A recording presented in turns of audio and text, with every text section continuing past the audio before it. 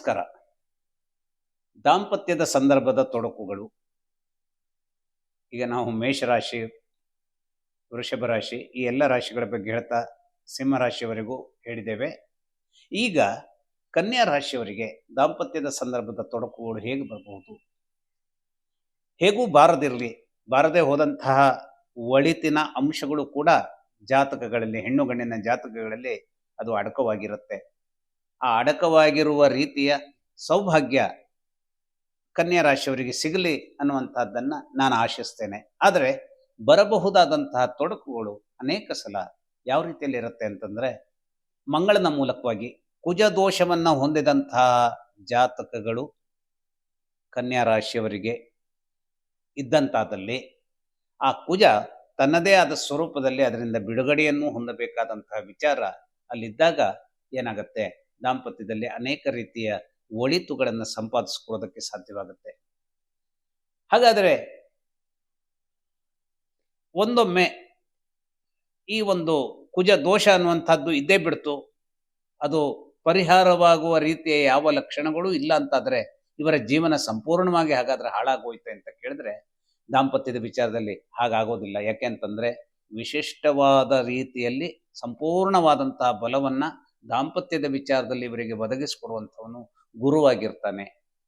ಗುರುವಿನ ವಿಚಾರ ಹೇಗಿರುತ್ತೆ ಅಂತಂದರೆ, ಗುರು ಅಕಸ್ಮಾತ್ತಾಗಿ ಅನ್ಯ ಕಾರಣಗಳಿಗಾಗಿ ದೌರ್ಬಲ್ಯವನ್ನು ಹೊಂದಿದ್ರೂ ಕೂಡ ಈ ಗುರುವಿನ ದೃಷ್ಟಿ ಅನ್ನುವಂಥದ್ದೇನಿದೆ ಅದು ಅನೇಕ ಸಂದರ್ಭಗಳಲ್ಲಿ ಒಳಿತುಗಳನ್ನು ನಿರ್ಮಾಣ ಮಾಡೋದಕ್ಕೆ ಬೇಕಾದಂತಹ ಚೌಕಟ್ಟುಗಳನ್ನು ನಿರ್ಮಾಣ ಮಾಡಿಕೊಡುತ್ತೆ.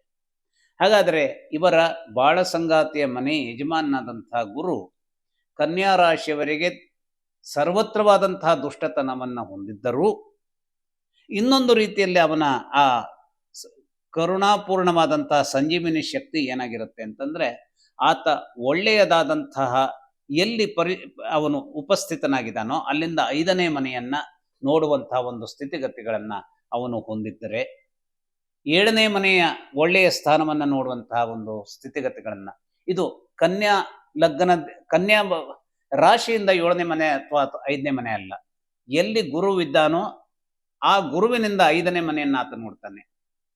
ಅದೇ ಗುರು 7ನೇ ಮನೆಯನ್ನು ನೋಡ್ತಾನೆ, ದೃಷ್ಟಿಸ್ತಾನೆ, 9ನೇ ಮನೆಯನ್ನು ದೃಷ್ಟಿಸ್ತಾನೆ.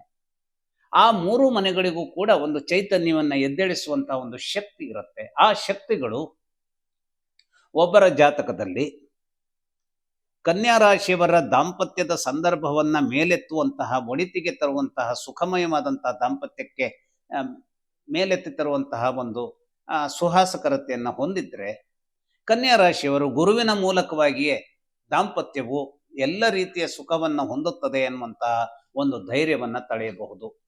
ಅಷ್ಟೇ ಅಲ್ಲ, ಇವರು ಶುಕ್ರನ ಮೂಲಕವಾಗಿಯೂ ಅನೇಕ ರೀತಿಯ ದಾಂಪತ್ಯದ ಮೂಲಕವೇ ಅನೇಕ ರೀತಿಯ ಒಳಿತಿನ ಸಂಪತ್ತನ್ನು, ಸೌಭಾಗ್ಯವನ್ನು, ಭಾಗ್ಯ ಅನ್ನುವಂಥದ್ದೇನು ನಮ್ಮ ಆನ್ಸೆಸ್ಟ್ರಲ್ ಪ್ರಾಪರ್ಟೀಸ್ ಅಥವಾ ಯಾರ್ದೋ ಮೂಲಕವಾಗಿ ಬರುವಂತಹ ಯಾವುದೋ ಒಂದು ವಿಲ್ ನಮಗೆ ಅನುಕೂಲಕರದ್ದಾಗಿರಬಹುದು, ಅಲ್ಲೆಲ್ಲ ಶುಕ್ರನ ಪಾತ್ರ ಇರುತ್ತೆ.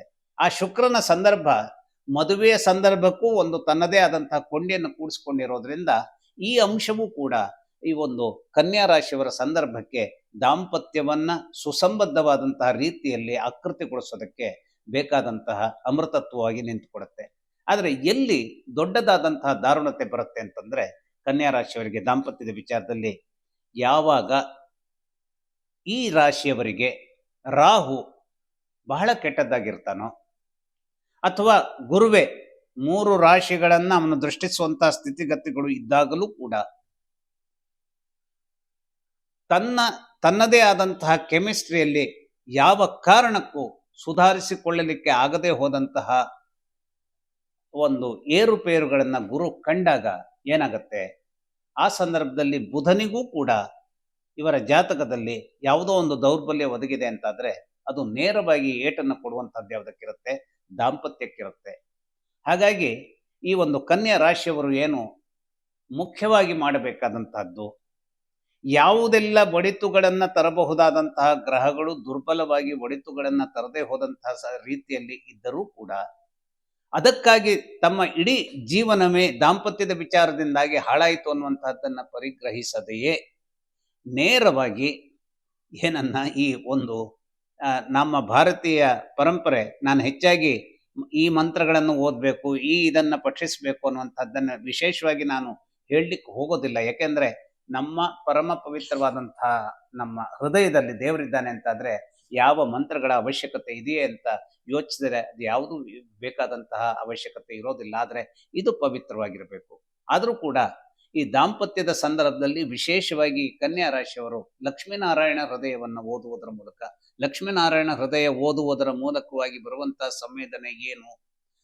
ಯಾಕೆಂತಂದ್ರೆ ಒಂದು ಮಂತ್ರವನ್ನು ಓದುವುದರ ಮೂಲಕವಾಗಿ ಶಕ್ತಿ ಸಿಗುತ್ತದೋ ಅಂತ ಹೇಳಿದ್ರೆ, ಒಬ್ಬ ನಂಬಿದಾನೆ ಅಂತಾದ್ರೆ ಶಕ್ತಿ ಸಿಗತ್ತೆ, ಒಬ್ಬ ನಂಬಿಲ್ಲ ಅಂತಾದ್ರೆ ಅದರಲ್ಲಿ ಏನಿದೆ, ಇದು ಕೇವಲ ಎಬ್ಸರ್ಡ್ ಅಂತ ಹೇಳಿದ್ರೆ ಅದು ಹಾಗೆಯೇ ಇರುತ್ತೆ. ಆದರೆ ಈ ಬದುಕನ್ನು ಸುಸಂಬದ್ಧಗೊಳಿಸಬಹುದಾದಂತಹ ಒಂದು ಶಕ್ತಿ ಕನ್ಯಾ ರಾಶಿಯವರಿಗೆ ವಿಶೇಷವಾಗಿ ಈ ಒಂದು ಲಕ್ಷ್ಮೀನಾರಾಯಣ ಹೃದಯ ಅನ್ನುವಂತಹ ಮಂತ್ರ ಭಾಗದಿಂದ ಸಾಧ್ಯವಾಗೋದಕ್ಕೆ ಅದು ತನ್ನದೇ ಆದಂತಹ ಒಂದು ಅಮೃತತ್ವವನ್ನು ಕೊಡುತ್ತೆ. ಹಾಗಾದ್ರೆ ಹೇಗೆ ಕೊಡುತ್ತೆ ಅದನ್ನ ವಿವರಿಸೋದಕ್ಕೆ ಸಾಧ್ಯ ಇಲ್ಲ. ಕೆಲವೊಂದನ್ನೆಲ್ಲ ನಾವು ಏನು ಶಬ್ದಗಳಲ್ಲಿ ಹಿಡಿದಿಡೋದಕ್ಕೆ ಸಾಧ್ಯ ಆಗೋದಿಲ್ಲ. ಇದು ಆಗತ್ತೆ, ಇದು ಆಗಲೇಬೇಕು. ಯಾಕೆಂತಂದ್ರೆ ಮಾವಿನ ಸಸಿಯನ್ನು ನೆಟ್ಟಾಗ ಅದು ಯಾವಾಗಲೂ ಯಾವುದೋ ಒಂದು ಈ ನಾವು ಅಳಲೆಕಾಯಿ ಹೇಳುವಂತಹ ಅಳಲೆಕಾಯಿಯ ಕಹಿಯನ್ನು ಅದು ಭೂಮಿಯಿಂದ ಎಳೆಯೋದಿಲ್ಲ. ಅದು ಎಳೆಯುವಂಥದ್ದೇನು, ಅದು ಈ ಮಣ್ಣಿನಲ್ಲಿ ಇರುವಂತಹ ತನಗೆ ಬೇಕಾದಂತಹ ಸಿಹಿಯ ಅಂಶವನ್ನೇ ಎಳೆದುಕೊಳ್ಳುತ್ತೆ. ಹಾಗಾದ್ರೆ ಅದು ಹೇಗೆ ಎಳೆದುಕೊಳ್ಳುತ್ತೆ ಅಂತ ಕೇಳಿದ್ರೆ ಅದಕ್ಕೆ ಶಬ್ದಗಳಿಲ್ಲ. ಎಳೆದುಕೊಳ್ಳಬಹುದಾದಂತಹ ಒಂದು ಕೆಮಿಸ್ಟ್ರಿ, ಸಂವಿಧಾನ ಅಥವಾ ಒಂದು ಅದರದ್ದೇ ಆದಂತಹ ಒಂದು ಆರ್ಗ್ಯಾನಿಕ್ ಸಿಸ್ಟಮ್ಸು ಅದು ಅದನ್ನು ಹಾಗೆ ಮಾಡೋದಕ್ಕೆ ಅದು ಅವಕಾಶವನ್ನು ಒದಗಿಸ್ಕೊಡುತ್ತೆ. ಹಾಗಾದ್ರೆ ಈ ಅವಕಾಶವನ್ನು ಒದಗಿಸ್ಕೊಡುವಂತಹದ್ದು ಯಾವುದು? ಹಾಗಾದ್ರೆ ಈ ನಮ್ಮ ಭೂಮಿಯಲ್ಲಿ ಪಂಚಭೂತಗಳು. ಈ ಪಂಚಭೂತಗಳು ಏನು? ಮಣ್ಣಿಗೆ ಏನನ್ನು ಕೊಡಬೇಕೋ ಅದು ಮಣ್ಣು ಕೊಡುತ್ತೆ. ಹಾಗಾದ್ರೆ ಆ ಮಣ್ಣು ಸಿಹಿಯನ್ನೇ ಹೇಗೆ ಕೊಡುತ್ತೆ ಅದು ಗೊತ್ತಿಲ್ಲ. ಅದು ಇಟ್ ಇಸ್ ಯಾವುದು ಆ ಸಿಹಿಯನ್ನು ಅದು ಎಳ್ಕೊಳ್ಳುವಂತಹ ಒಂದು ಗುಣಧರ್ಮವನ್ನು, ಹೇಗೆ ಒಂದು ಚುಂಬಕ ಕಬ್ಬಿಣವನ್ನು ಆಕರ್ಷಿಸ್ತದೋ ಹಾಗೆ ಅದು ಯಾಕೆ ಅಲ್ಯೂಮಿನಿಯಂ ಅನ್ನು ಆಕರ್ಷಿಸೋದಿಲ್ಲ, ಯಾಕೆ ಒಂದು ಚುಂಬಕ ಚಿನ್ನವನ್ನು ಆಕರ್ಷಿಸೋದ್ರಿಲ್ಲ? ಇದನ್ನು ನಾವು ಹೇಳಲಿಕ್ಕೆ, ಅದನ್ನ ಕಾರಣ ಕೊಡ್ಲಿಕ್ಕಾಗಲ್ಲ. ಅದು ಆಕರ್ಷಿಸೋದಿಲ್ಲ, ಆದರೆ ಕಬ್ಬಿಣವನ್ನು ಅದು ಆಕರ್ಷಿಸುತ್ತೆ. ಹಾಗೆ ಕೆಲವು ಸಂದರ್ಭಗಳಲ್ಲಿ ಕೆಲವು ಮಂತ್ರ ಭಾಗಗಳು ಏನ್ ಮಾಡ್ತವೆ, ತಮ್ಮದೇ ಆದಂತಹ ವಿಚಾರದ ಒಂದು ನೆಳಲನ್ನ ಅಥವಾ ಆ ಸಂದರ್ಭದ ಆರ್ದ್ರತೆಯನ್ನ ಅವು ಒದಗಿಸಲಿಕ್ಕೆ ಸುಸಂಬದ್ಧತೆಯನ್ನು ಪಡೆದಿರೋದ್ರಿಂದ ಅದು ಈ ಕನ್ಯಾ ರಾಶಿಯವರಿಗೆ ಈ ಒಂದು ಲಕ್ಷ್ಮಿ ಮತ್ತು ನಾರಾಯಣರ ಸಂದರ್ಭ, ಹಾಗಾಗಿ ಆ ವಿಷ್ಣು ಮತ್ತು ಲಕ್ಷ್ಮಿಯರ ಸಂದರ್ಭದ ಅನ್ಯೋನ್ಯತೆ ಅಥವಾ ಪಾರ್ವತಿ ಮತ್ತು ಶಿವ ಇವರಿಬ್ಬರ ಸಂದರ್ಭದ ಅನ್ಯೋನ್ಯತೆ, ಈ ಎರಡು ಕೂಡ ನಮಗೆ ಒಂದು ಐಕಾನ್. ನಾವು ಇವತ್ತು ರಾಮ ಮತ್ತು ಸೀತೆಯರ ಬಗ್ಗೆಗೂ ಹೇಳ್ತೇವೆ.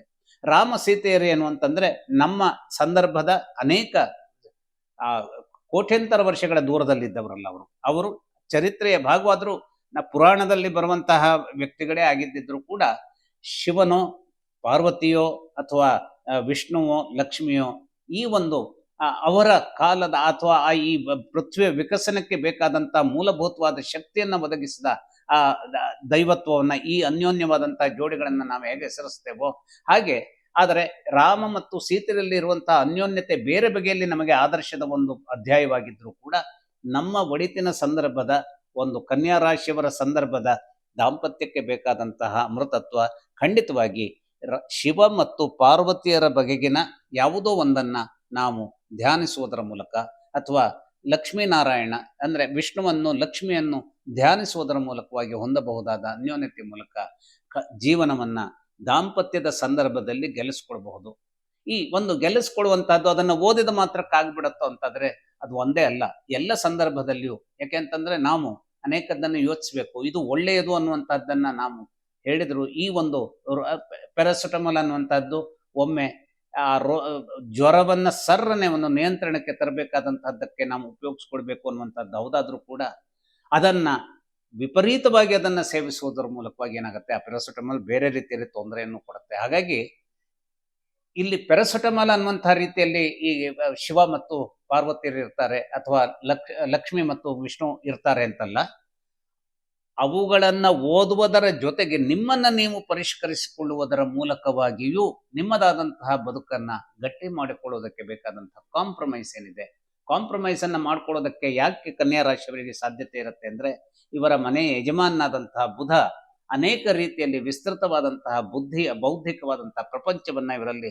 ವಿಸ್ತಾರವಾಗಿ ನೆಲೆಗೊಳಿಸಿರ್ತಾನೆ ಮತ್ತು ಅನೇಕ ರೀತಿಯ ಆ, ಏನನ್ನ ಆ, ತಿಳುವಳಿಕೆಗಳನ್ನ ಪಡೆಯಲಿಕ್ಕೆ ಇವರಿಗೆ ಅವಕಾಶಗಳನ್ನು ಮಾಡಿಕೊಟ್ಟಿರ್ತಾನೆ. ಆ ತಿಳುವಳಿಕೆಗಳ ಮೂಲಕ ಜೀವನವನ್ನ ಒಳಿತನ್ನಾಗಿ, ಒಳಿತಿನ ಒಂದು ಆ, ನೆಲೆಯನ್ನಾಗಿ ಮಾಡಿಕೊಳ್ಳಲಿಕ್ಕೆ ಇವರು ಹೊರಟ್ರೆ ಖಂಡಿತವಾಗಿ ದಾಂಪತ್ಯದ ವಿಚಾರದಲ್ಲಿ ಸೋಲು ಬರೋದಿಲ್ಲ, ಒಳಿತೇ ಆಗುತ್ತೆ. ನಮಸ್ಕಾರ.